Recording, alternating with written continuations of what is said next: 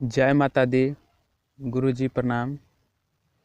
मैं आपके टोटके के माध्यम से किसी व्यक्ति का ठीक किया हूँ, उसका मैं अनुभव आपके सामने आप सभी के साथ शेयर करना चाहता हूँ, जो 100% हकीकत है। मैं आपसे 2 साल से ऊपर से भी लगभग जुड़ा हूँ, मगर कभी मैंने अपने शेयर के अनुसार वीडियो नहीं बनाया। मैं काफ़ी लोग के वीडियो बनाते हुए देख चुका हूँ, इसलिए मैं सोचता कि चल एक मैं भी बना लेता हूँ। पहला आपके टोटके के माध्यम से एक मेरे रिश्तेदारी का ही लड़का है, जो बहुत ज़्यादा दारू पीता था, वो ठीक नहीं रहता था, जुआबाजी करता था। उसके मुझे बात हुई उसकी फैमिली से, तो बोला कि इस तरह का है, वो कैसे होगा। हम कि चल भाई, कुछ नींबू वगैरह ये सब अपने के जो सामग्री है जो बताया था उसे मैंने मंगा लिया। उसको बोला कि ख़रीद के ले आना, शाम में कॉल करना, 1 बोतल दारू भी लेके आना, हो जाएगा। ठीक है। शाम के वक्त मैंने कॉल किया, जिस तरह आप मंत्रों का उच्चारण करते हैं उसी तरह मैंने सोचा कि भाई ये तो दारू पीने वाला है, ये हटेगा कैसे। कि दानो भैया को भेजते हैं या तो बेताल भैया को, वही उसी सब अपना ले करके जाएगा, या तो शमशानी काली माता है, दारू पीने वाला है तो भाई उसी को लेकर के नहीं जाएगा।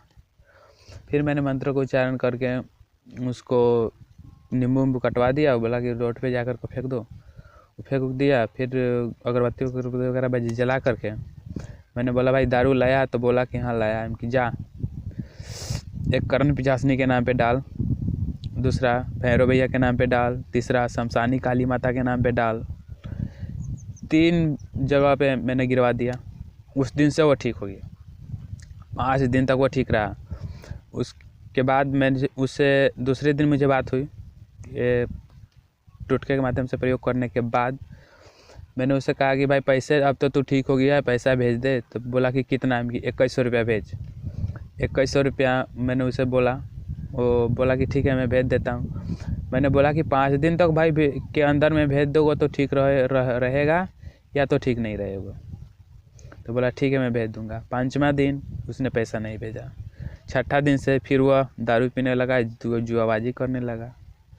तो फिर मुझे कॉल किया कि भाई कैसे होगा। कि पैसे डालने के लिए मैं तुझे बोला था ना, तो तू डाला क्या। तो बोला कि नहीं डाला है, तो भाई अब फिर तू मुझे पैसे भेज, तब मैं तुझे काम करूँ। उसने पैसा नहीं भेजा, मैंने छोड़ दिया, जाने दे। दूसरी बात, मैं अपनी नानी का, जो 2-3 महीने से परेशान थी बहुत ज़्यादा, फिर उस लगभग होली के वक्त आ चुका था। तो मैंने दिन में सोया हुआ था, फिर मुझे महसूस हुआ कि भैरव भैया, बजरंगबली, माता दुर्गा आ करके मुझे बता रहे कि बेटा वो कितना दिन से परेशान है, जा उसे भी देख ले। तो फिर मैंने उठा, मोबाइल चार्ज में लगा हुआ था, देखा मैंने तो आपको होलिका महारानी का दहन का वीडियो मिल गया कि चलो अब तो माता का सपोर्ट है तो कर ही देते हैं।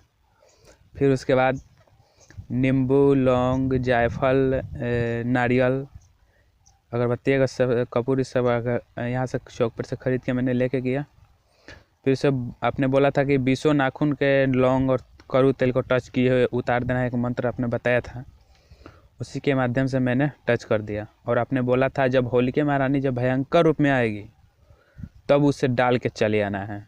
तो मैंने उसे मैं वहाँ चला आया। फिर मामा जी को बोला कि इसको आप डाल दीजिएगा, जब भयंकर रूप में जब जलावन शुरू हो जाएगा, भयंकर रूप पकड़ लेगी, तब उसे आप डाल दीजिएगा। फिर इसके बाद वो डाल दिए, वो ठीक हो गई। फिर उसने मुझसे पूछा कि बुआ कितना पैसा भेजें। कि ज़्यादा नहीं, 500 रुपये तू भेज दे। तब मैंने वहाँ गया तो 500 रुपये मुझे मिला। तब मैंने सोचा चल, काम तो मैं किया नहीं हूँ, माता रानी की है, गुरु जी का आशीर्वाद से काम हुआ है, तो मैं पैसा मैं काहे रखूँगा, जाने दे माता को मंदिर के योगदान में। मैंने उस पैसे को भेज दिया। अब तीसरा प्रयोग आपके टोटके के माध्यम से, गुरुजी मैं सबका काम करता हूँ। तीसरा प्रयोग मैंने किया था मेरी दीदी का सासू माँ जो है उसी के बहुत दिन से परेशान था। मतलब बायां वाला अलंग से नहीं पैर उठता था, नहीं कोई काम होता था, और दिन भर सोए रहते थे, खाना वाना नहीं खाती थी। तो फिर मुझे कितने जगह दिखा चुका था, मगर वो 1 दिन के लिए ठीक होता था, फिर उसी तरह हो जाता था। तो फिर मुझे कॉल किया कि ऐसे से बात है कि ठीक है, नींबू लौंग जायफल ये सब ले करके रखो, हम शाम में कॉल करके देखेंगे। फिर मैंने शाम में कॉल किया, सभी जिस तरह आप मंत्रों का उच्चारण करते हैं उसी तरह मैंने करके उसको कटवाया। फिर उसके बाद पूछे उसे पानी पिला, तो पानी अंदर मतलब मुंह में उसे कुछ जा ही नहीं रहा था। तो फिर वो मैंने कहा हे जुबानबंदी माता, उसकी जुबान को खोल माते। फिर वह जुबान खुल गया, फिर वह पानी पी। तो फिर कहेगी बस उतना ही रहने दे, वो भी उतना ही पे। फिर आपका एक वीडियो मैंने देखा हुआ था, सिर्फ एक ओरल फूल ले करके माथा पर से उछुंगा करने के बाद एक मंत्र था शारदे माता के नाम पे, जो जहाँ देवी माता का स्थान है जगदम्बे भवानी का, वहाँ पे जा करके उसको डाल देना है लौंग ये सब ले करके। और वही लौंग को मैंने वहाँ से उठवा करके लेके आया और एक तावीज़ के रूप में उसे दे दिया। वो खाना उना हर चीज़ भी खाने लगी, जो कि खाना नहीं खाती थी, नहीं चल पाती थी, वो भी हर चीज़ फिट हो गया। फिर इसके बाद उस वक्त तो मुझे बहुत ज़्यादा टेंशन हो गया था। उस समय मैं काम किया तो अच्छा था कि चल भाई अब तो कुछ हो गया ना, खाना वाना खा रहा है। फिर इसके बाद सुबह में मैंने कॉल किया कि हाँ पूछता हूँ कैसा उसका स्थिति है। तो सुबह में मैंने कॉल किया कि जो भी खाना खाया था ना सब उल्टी हो गया। हम कहे कि उल्टी हो गया तो कोई बात नहीं है, टेंशन नहीं है, उसको खिलाया हुआ था। और माता मुझे मन के गति के माध्यम से बताया कि बेटा इसे मछली के जौरे या तो कुछ के जौरे इसे खिलाया हुआ है। मैंने कहा चलो ठीक है, इतना तो जब खिलाया पिलाया तो जब फ़ोन पे ही कुछ राहत के लिए हो गया तो बहुत ना है। फिर इसके बाद मैंने देखा, फिर इसके बाद 2-3 तांत्रिक ने मिल करके मुझे इतना टॉर्चर किया कि हम सोच भी नहीं सकते थे। फिर भी हम तो माता के ऊपर अथी थे कि जा माता, अगर मैंने एक भी जग कल्याण के लिए काम अच्छा किया होगा तो मेरी प्राण को रक्षा करना है और सदा सदा गुरुजी का आशीर्वाद ही बना रहे। फिर इसके बाद वो काम करने के बाद वो ठीक तो रही, लेकिन कुछ दिन बाद उसकी मृत्यु हो गई।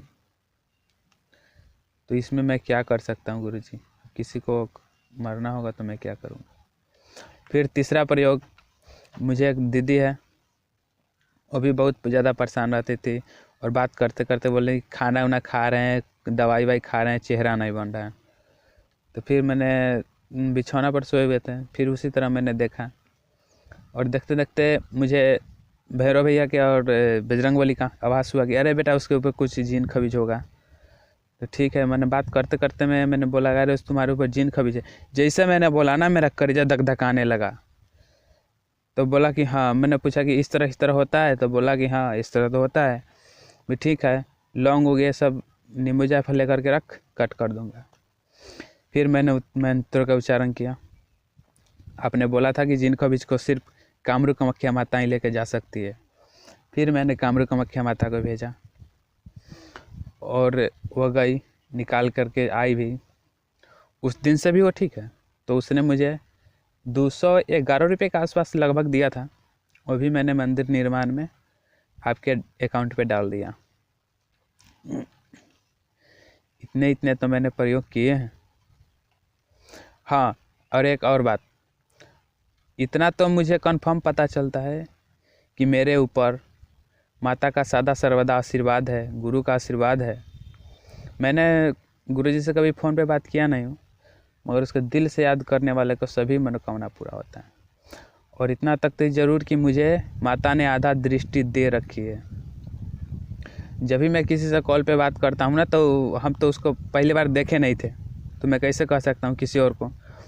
तो हम कॉल पे बात करते करते मैंने बात हुआ था, मैंने बोला कि तेरा इस तरह का चेहरा है, तेरा इस तरह का घर है, ये कपड़ा पहना हुआ है। तो हाँ ये तो सच है कि चल माता का आशीर्वाद है, हर चीज़ माता बता रही है, तो अच्छा है, खुशी मानना चाहिए। मैंने उस दिन से बहुत काम किए, छोटे मोटे इतने काम किए, इतना मैंने छोटा बड़ा मैंने काम किया था। फिर एक और काम है जो मैंने किया था, मेरी मामा का लड़की का, उसकी इस तरह गर्दन टेढ़ हो गया था, वो ठीक ही नहीं हो पा रहा था। 3-4 तांत्रिक से भी दिखाया था, वो ठीक नहीं हो पा रहा था। तो फिर मुझे कॉल किया कि बउआ इस तरह का बात है, कि ठीक है, नींबू लौंग जायफल ये सब लेकर के रखो, हम आ जाएंगे। फिर शाम में हमने गए,